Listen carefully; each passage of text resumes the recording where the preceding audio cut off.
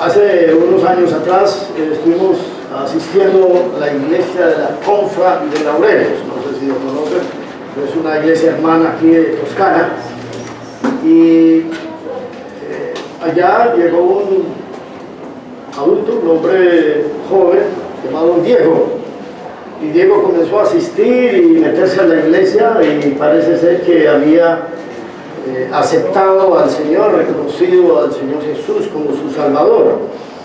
Y pasado el tiempo, él hasta llegó a ayudar con la escuela dominical, con los adolescentes, y él estaba ya enseñando, incluso. Y bueno, yo me hice amigo de él y estuve ahí acompañándole, y estuve también a veces en el grupo de los adolescentes. Gracias.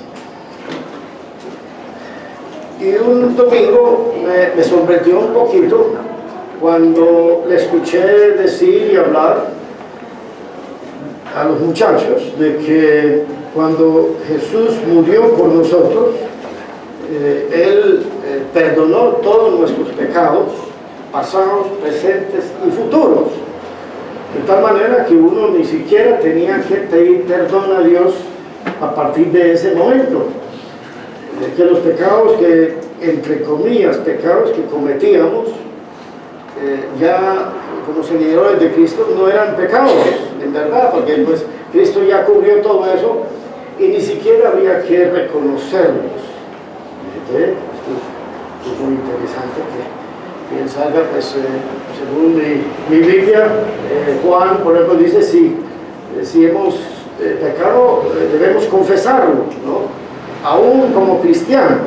¿No? Y luego, en otra enseñanza, resultó diciendo que el diablo había sido destruido por completo cuando Jesús murió en la cruz también, que el diablo ya no existía.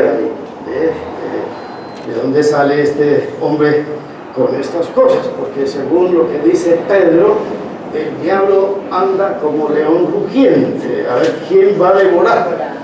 Entonces yo lo llamé una vez y le dije, hombre Diego, ¿qué está pasando aquí? ¿De dónde sale con estas cosas?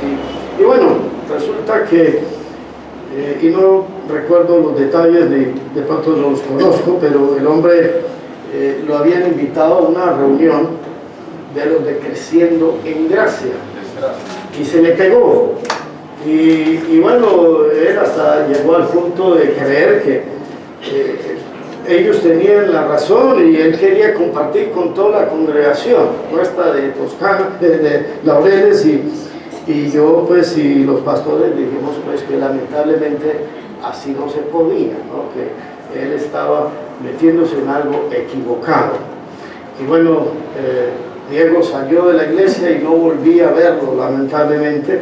No sé qué pasó, pues uno en sus ocupaciones, y él siguió con ese grupo. En ese entonces no era un grupo tan loquito como volvió a ser después, cuando el fundador de ellos terminó diciendo que él era el Cristo y el anticristo, todo a la vez, y cosas así por el estilo.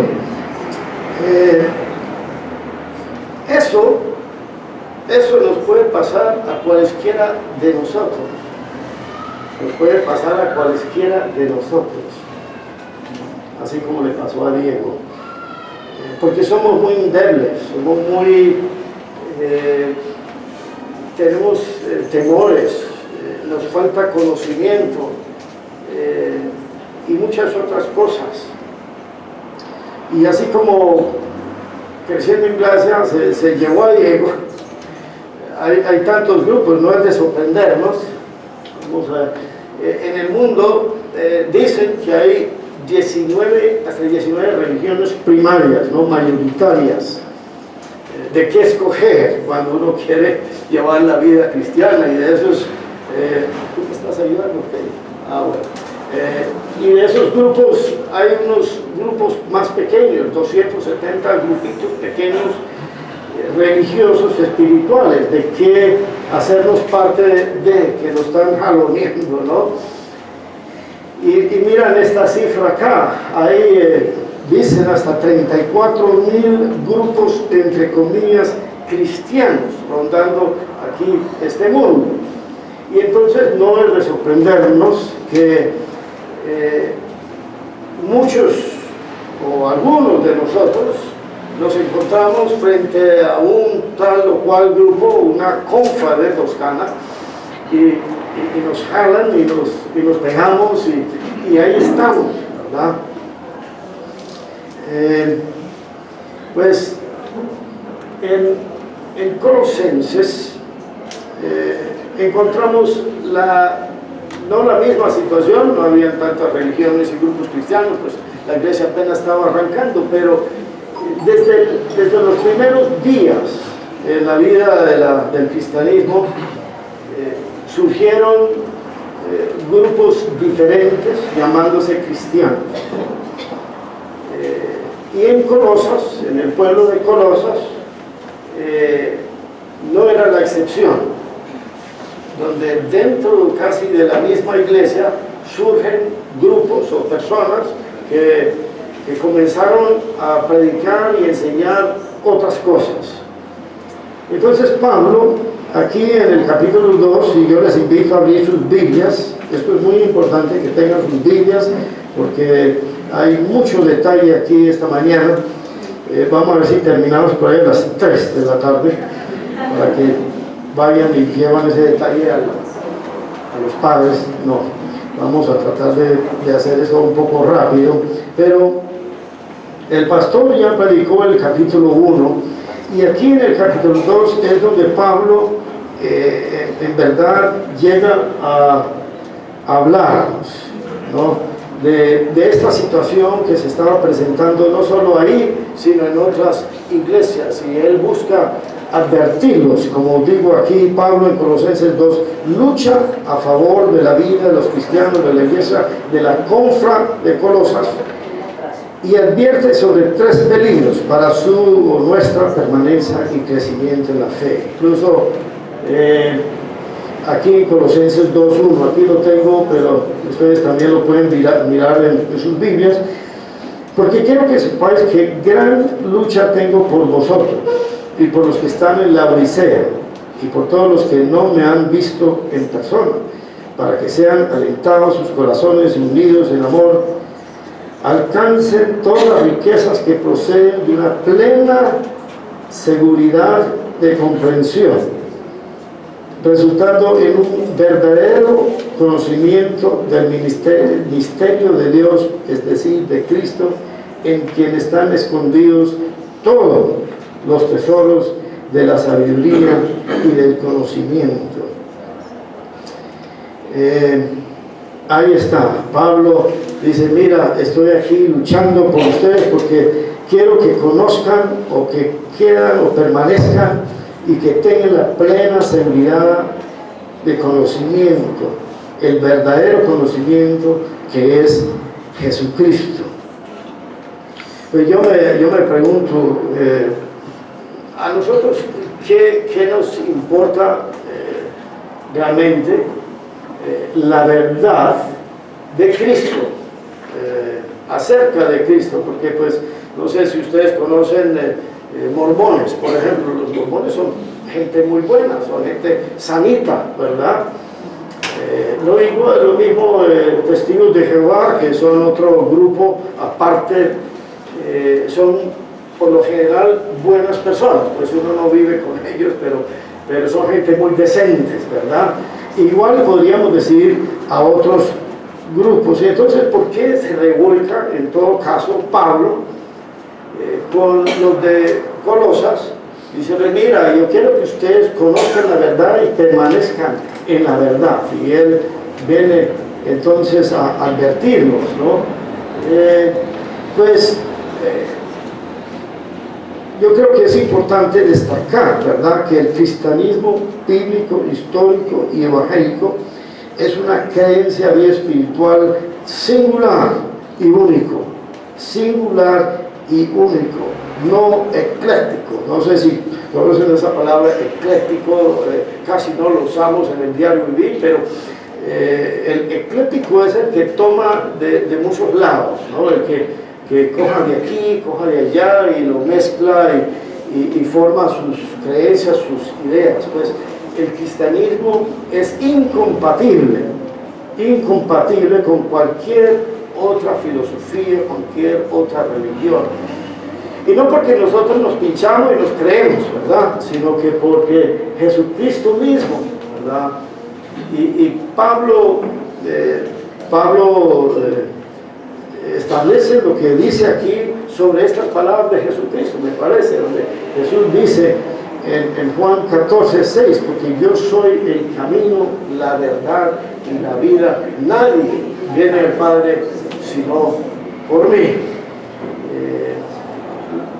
Lo que pasa es que en muchas otras religiones, por decir algo, creencias, la idea es que muchos caminos llevan a Dios, ¿no? Muchos caminos nos llevan a Dios. Pues en cierto sentido eso es cierto, pero esos otros caminos lo llevan a otro tipo de encuentro con Dios que es muy lamentable,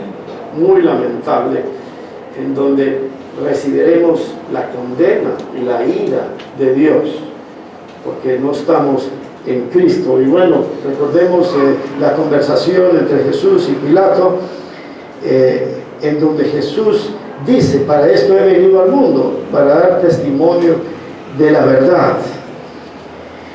Lo cierto es que desde el comienzo de la creación, un poquito después, ¿verdad? El hombre comenzó a vivir una mentira, la mentira que el enemigo le dio en el huerto de Edén, y a partir de ese momento hemos estado llevados por una gran mentira,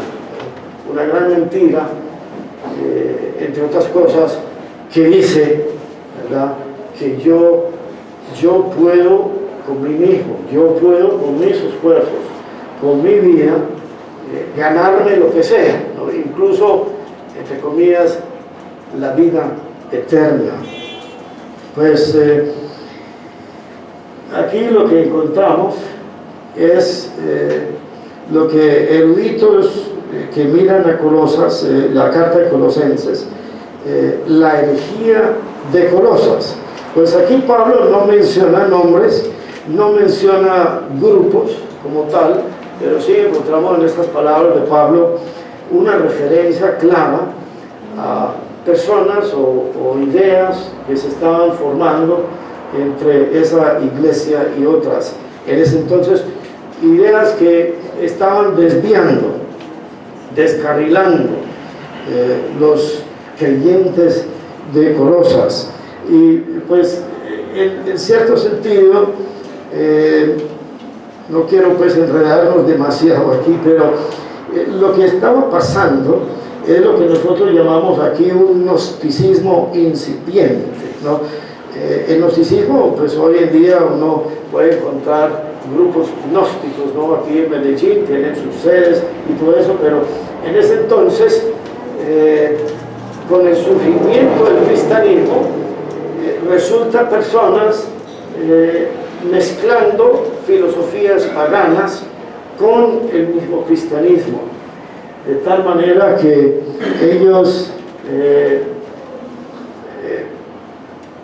formaron unos conceptos diferentes acerca de la salvación, un concepto diferente de la salvación en donde hacen un dualismo, una separación entre la carne, lo material y lo espiritual. Y el que se salva es el que logra reprimir los deseos de la carne y llega a un grado espiritual donde ya el mundo material no tenga ningún efecto en su vida. En cierto sentido, y vamos a ver esto en las palabras de Pablo, para ellos, estos gnósticos incipientes, ¿verdad? La idea es, en forma gradual, escalonando, llegar a una plenitud, ¿verdad? A una plenitud en la divinidad, donde ya somos seres completamente espirituales, ¿verdad? Y bueno, esas escalas manifiestan eso, y ellos, entre otras cosas, creían no en un Dios personal, sino en un Dios impersonal, el alma del mundo, en donde surgían emanaciones. Algunos piensan que eran como especie de ángeles, ¿no? Que bajaban, venían y daban al hombre un conocimiento especial, la gnosis. Y en la medida que uno reconocía esas emanaciones, en la medida que uno, en cierto sentido, daba razón a esas emanaciones, ellos entonces se escalonaban, ¿no? Vemos hoy en día en algunas religiones esa idea de ir ganando favor con Dios a través de intermediarios. No sé si eso les suena o no, pero encontramos dentro de nosotros mismos, ¿verdad? Como esa especie de orgullo, orgullo que cree que si yo hago ciertas cosas, si yo me llevo bien con ciertas personas o entidades, yo puedo ganar, yo puedo llegar, ¿no? Y eso es todo lo contrario a lo que la Biblia y el Evangelio y Pablo nos enseña aquí en esta mañana, y a través de estos días y meses en el Evangelio que hemos tenido. Pues Pablo aquí, hay como un bosquejito natural dentro de sus palabras del capítulo 2. En el versículo 4 encontramos donde él dice esto: esto lo digo para que nadie os engañe con razonamientos persuasivos. Y luego el versículo 8 dice ahí: mirad que nadie os haga cautivos por medio de su filosofía y vanas sutilezas. Y luego en el 16 hay una advertencia, otra advertencia, una tercera advertencia: por tanto que nadie se constituya en vuestro juez. Y estas tres advertencias, tres peligros, podríamos decir, no son peligros separados, sino en cierto sentido van en secuencia, ¿no? Van en secuencia y todos van como juntos en lo que Pablo quiere decirnos en esta mañana. Pues el primer peligro, o donde comienza esto, está ahí en el versículo 4 otra vez, donde él dice: para que nadie os engañe con razonamientos persuasivos. En cierto sentido, esto es donde comienza todo. Esa palabra razonamientos persuasivos, esa palabra persuasivo realmente, literalmente quiere decir para engañarnos, ¿no? No sé si ustedes han hablado con personas de otros grupos, entre comillas cristianos, sea los mormones, sea testigos de Jehová y otras personas. Cuando uno le dice: bueno, pero entiendo que Jesucristo fue un ángel para ustedes. No, Jesús fue el Hijo de Dios.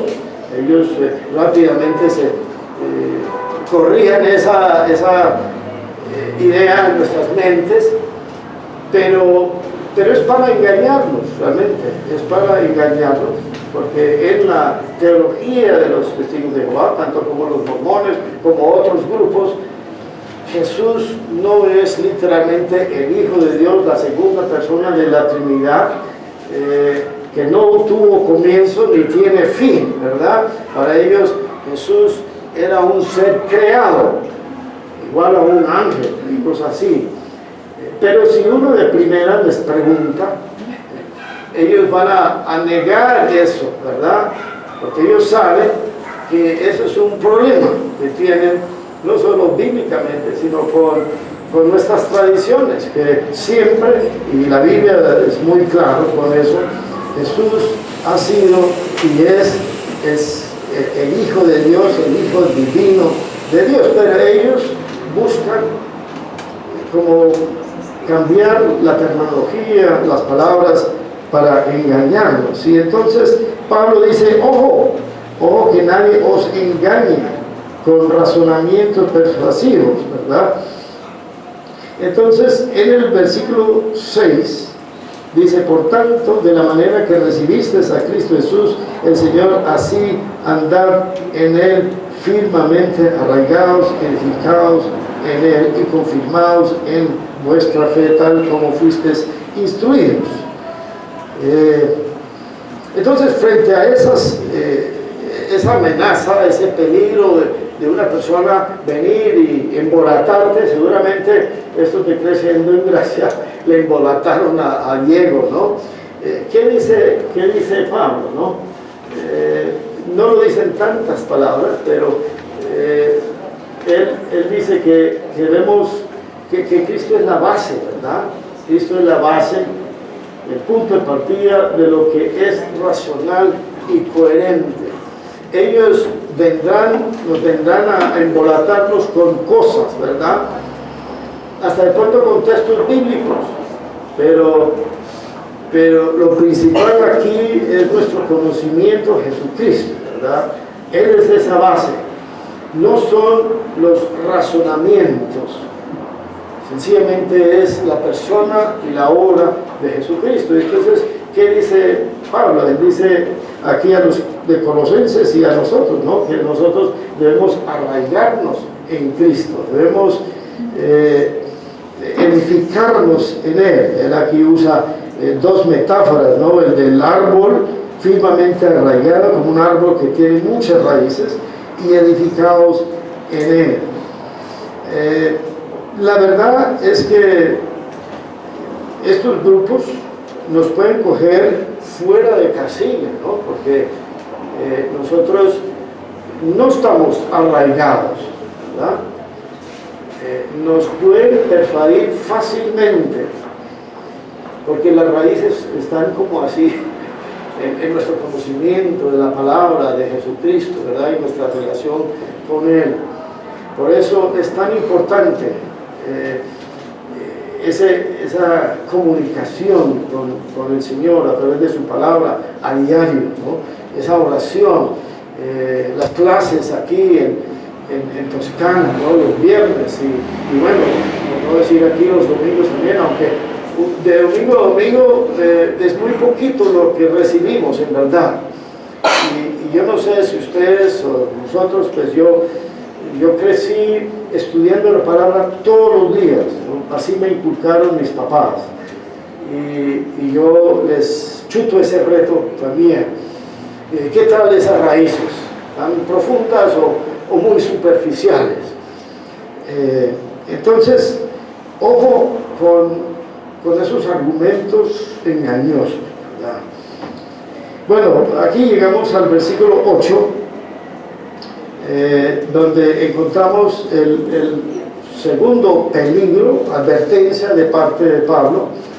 Mirad que nadie os haga cautivos por medio de su filosofía, y yo incluyo aquí doctrina, porque en la medida que vamos leyendo, yo creo que también está involucrado doctrina, ¿verdad? Ojo con filosofías y vanas sutilezas, doctrina y filosofías falsas, podríamos decir. Mirad que nadie os haga cautivos. Esto sería como el segundo paso, ¿verdad? Lo que pasa con personas como Diego. Esa palabra cautivo es otra palabra para secuestro, que nosotros colombianos sabemos que muy bien lo que significa el secuestro, ¿verdad? Pues a ellos no solo lo embolataron, pero entonces comenzaron a jalonearlo, ¿no? Y lo secuestraron. No sé qué le hicieron, pero allá cayó, ¿verdad? y lo llevaron. Entonces Pablo advierte sobre esta filosofía, y no es que Pablo está en contra. Filosofía es la pasión por sabiduría, ¿verdad? O literalmente el amor por sabiduría. Pablo en el versículo 2 habla de sabiduría, de conocimiento, ¿verdad? Y todo eso. Él no está en contra de filosofía como tal, pero ¿de qué está en contra? ¿De qué nos está invirtiendo? Filosofía según la tradición de los hombres, ¿no? Conforme a los principios elementales del mundo. Pues esa filosofía falsa, ¿verdad? Es una filosofía que no tiene su punto de partida, su estándar, su medida en Jesucristo. La historia del mundo, pues no es para hacer todo un recuento en estos momentos, pero en el momento que el hombre comienza a creer en su propia inteligencia, en el momento que Dios le da conocimiento sobre el universo, el hombre comienza a abandonar a Dios como esa base, esa medida, esa fuente de entender nuestro universo. Pero lo que encontramos es que ninguna filosofía, ninguna creencia, ¿verdad? Puede basarse, puede sostenerse en una metodología científica, ¿verdad? O una deducción lógica. Hasta los ateos, el ateísmo no ha podido dar explicación al comienzo por la existencia del mundo. Es que no pueden, ¿verdad? Y aunque parecen ser muy confiados y todo eso, pero cuando uno les pregunta, por ejemplo, y bueno, ¿quién fue la primera causa, verdad? ¿Quién inició todo esto? Porque nada se inicia de nada, ¿no? No pueden responder a eso, ¿verdad? Y hay otras preguntas que ellos no pueden responder. Y en cierto sentido, toda filosofía, en buena parte, se basa sobre la fe. Y hay que decirlo, el ateo tiene que demostrar mucho más fe que nosotros, los cristianos, en pensar que esa teoría de la evolución es cierta. Eso requiere mucho más fe que nosotros. Y lo cierto es que en Cristo tenemos la explicación más lógica y más coherente de nuestra existencia, de todas las filosofías y ciencias que existen, ¿verdad? Esto ya es para otro tema, de pronto algún día de estos, pero es muy, muy interesante. Eso es lo que Pablo nos está queriendo decir aquí, ¿verdad? Y no según Cristo, porque toda la plenitud de la deidad, versículo 9, reside corporalmente en él, ¿verdad? Cristo es el que mejor explica por qué existe amor entre nosotros, ¿verdad? ¿Por qué ama una madre a su pequeño recién nacido? ¿De dónde viene ese amor, ¿no? Un científico ateo no puede explicar eso, ¿verdad? Porque todo depende de átomos y células y cosas así por el estilo, y un átomo no puede dar razón porque una madre ama a su hijo, por muy feo que sea o por muy cansón que sea, y cosas así por el estilo, ¿no? Entonces dice, Cristo es la medida de toda sabiduría, ciencia, y él aquí da tres razones tres razones en los textos que siguen. En primer lugar, así de tajada, así de entrada, dice, porque toda la plenitud de la deidad reside corporalmente en él. Y aquí Pablo está usando un término que usaban esos mismos gnósticos incipientes, esos primíperos que estaban ya comenzando a mezclar creencia cristiana con filosofía, esa palabra plenitud, la pleroma en griego. Para ellos esa plenitud venía del alma del mundo y bajaba a través de emanaciones. Ellos incluso creían que Jesús hombre, ya siendo hombre, una emanación llegó sobre él, lo convierte en el Cristo, y segundos antes de crucificarlo, esa emanación salió de él. O sea, Jesús lo que vino a darnos era un conocimiento y no morir por nosotros, porque morir físicamente era un escándalo para esos filósofos gnósticos. Entonces aquí Pablo usa un término de toda la plenitud de la deidad reside corporalmente en él. Y aquí yo creo que el pastor el domingo pasado explicó eso, pero aquí lo que Pablo nos quiere decir, ¿verdad? Que en ese Jesús, hombre Dios, ¿verdad? Tenemos todo el conocimiento, el acceso de toda sabiduría que nosotros necesitamos, ¿verdad? Para nuestras vidas. No hay que ir escalonando, buscando, sino que aquí está en Jesucristo toda la plenitud de la deidad.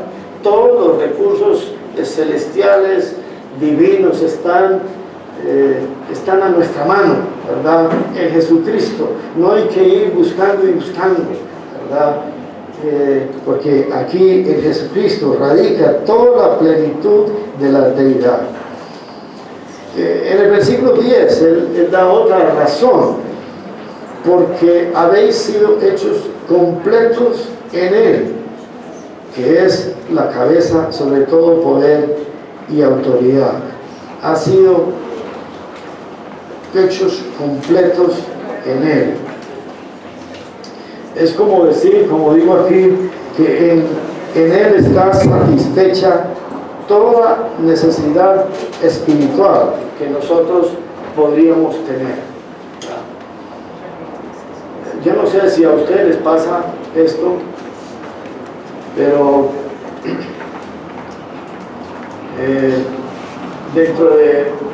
dentro de nuestro ser sucede algo muy parte de este mundo, ¿verdad? Que es desconfiar, ¿verdad? Es desconfiar en nosotros mismos, ¿verdad? Es creer que yo soy inútil, que yo no sirvo para nada, que yo soy uno de 7.000 millones de habitantes de este mundo y a nadie le importa, ¿no? No sé si a ustedes les pasa eso, si a ustedes le llegan esos sentimientos, ¿verdad? Pues en Jesucristo, ¿verdad? En Jesucristo todo eso está resuelto, ¿verdad? Todo eso está resuelto. Cristo nos amó incondicionalmente, Cristo nos salvó incondicionalmente. Papá Dios, ¿verdad? Nos ama con un amor incondicional, ¿verdad? Nadie aquí puede decir que yo soy inútil, ¿verdad? Que soy incompleto, que yo no sirvo, sino que Pablo dice aquí, habéis sido hechos completos en Él, ¿verdad? No hay ningún área en nuestras vidas que podamos decir que Cristo no ama, que Cristo no ha perdonado, que Cristo no ha satisfecho, ¿verdad? Puede ser que nuestros seres alrededor nos han abandonado, nos desestiman, pero en Cristo siempre tenemos su estima, ¿verdad? Y el amor eterno de Dios. Incluso, pues, a eso va Pablo aquí en los versículos siguientes. Esta es una tercera razón, y ya se me está yendo el tiempo. Él dice, en él también fuiste circuncidados, con una circuncisión no hecha por manos, habiendo sido sepultados con él en el bautismo, ¿verdad? También habéis sido resucitados con él. Versículo 13, y cuando estábamos muertos en vuestros delitos y en la circuncisión de vuestra carne, os dio vida juntamente con él, habiéndonos perdonado todos los delitos, habiendo cancelado el documento de deuda que consistía en decretos contra nosotros. Bueno, no hay tiempo para ahondar en todos estos términos que usa Pablo en esta mañana, pero sepultados, resucitados, cancelados, todo eso habla de una salvación completa, innegable, ¿verdad? Esos documentos cancelados, ¿verdad? Es una referencia como a una especie de pagaré, ¿verdad? Cada vez que hemos pecado, ¿verdad? Se va sumando una deuda con Dios, se va sumando una deuda con Dios cada vez que pecamos, ¿verdad? Pero como leemos, como escuchamos en Pablo en Romanos 6:23, ¿verdad? Porque la paga del pecado es muerte, mas el don de Dios, el regalazo de Dios, es vida eterna en Cristo Jesús, Señor nuestro. Nuestra salvación es un hecho, ¿verdad? Nuestra salvación en Cristo es un hecho. No hay que seguir buscando, no hay que seguir pensando que qué más tengo que hacer o qué más tiene alguien que hacer, sino que es una salvación innegable, completa, ¿verdad? Uno de los problemas que nosotros tenemos, creo, no sé si ustedes observan bien esa foto, no es muy difícil de verlo, pero ahí hay una paracaidista que ha perdido su paracaídas. Vea, se fue volando, ¿verdad? Pues a menos que resulta un milagro, este hombre chocó con la tierra, ¿verdad? Y murió, ¿verdad? Lo que pasa es que todos somos así, ¿verdad? A veces no lo creemos, pero todos somos como paracaidistas que hemos perdido la paracaída, ¿no? Y estamos rumbo a una muerte eterna. Y nadie ni nada nos puede salvar de ese rumbo sino Jesucristo. ¿Por qué fue que mi amigo Diego fue a buscar sentido y todo eso ahí de creciendo en gracia? Pues yo no sé, de pronto no creía esto. Lo cierto es que estos grupos juegan con nuestros temores y con nuestro orgullo, ¿verdad? Y hay muchas personas que no creen, que todavía están como suficientemente buenos como para ganarle el favor a Dios, ¿verdad? Y no es cierto. Bueno, seguimos aquí rápido. Bueno, aquí tenemos el texto que dice Pedro, ¿no? A los del Sanedrín: en ningún otro hay salvación, porque no hay otro nombre bajo el cielo dado a los hombres en el cual podemos ser salvos. Bueno, rápidamente vamos al tercer peligro o advertencia de Pablo. Aquí en los versículos 16 otra vez dice: por tanto, que nadie se constituye, o ojo, que nadie se constituye en vuestro juez. Y aquí aquí este es como el tercer paso, de ya entonces creerse espiritual, ya creerse en llave con Dios, ¿verdad? Cuando no es cierto. Y Pablo entonces habla aquí de una falsa espiritualidad y menciona 3 errores, que solo los voy a mencionar bien rápido porque aquí nos van a hacer un agasajo para los padres y no quiero pues, que perdemos eso también, pero el primer error o falsa es lo que yo llamo el legalismo. Aquí Pablo dice que nadie se constituye en vuestro juez con respecto a comida o bebida o en cuanto a día de fiesta o luna nueva o día de reposo, cosas que son solo sombra de lo que ha de venir. Y lo que pasa con estas cosas que es como es lo que comemos o no comemos, o es cuando celebramos o no celebramos, o cuando tengo este vestido y este no, esos son elementos externos con el fin de ganar favor a Dios, que en fin y al cabo no hacen ningún cambio en nuestro corazón, ¿verdad? Y más allá, un legalista cree que la relación con Dios es condicional, ¿verdad? Es condicional a esta comida o esta bebida o este día de fiesta. Y Pablo dice, ojo con eso, con el legalismo. En segundo lugar, aquí tenemos en los versículos 18 y 19, otro como error, ¿verdad? Nadie os defraude vuestro premio deleitándose en la humillación de sí mismo y en la adoración de los ángeles, basado en las visiones que ha visto. Ahí es donde Pablo está haciendo referencia a estos gnósticos. Algunos creen que también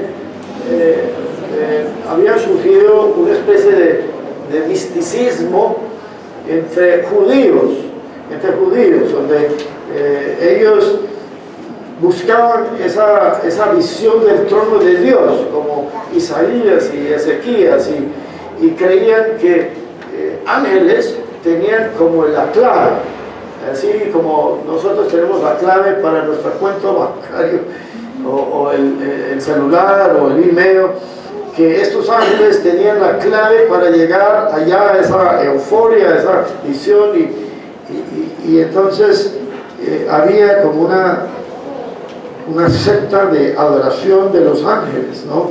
Buscando eso. Y Pablo dice, hinchado sin causa por su mente carnal, pero no ascendiéndose a la cabeza de Cristo. En cierto sentido, yo creo que esto es lo que nos ha pasado en la iglesia cristiana, de los profetas y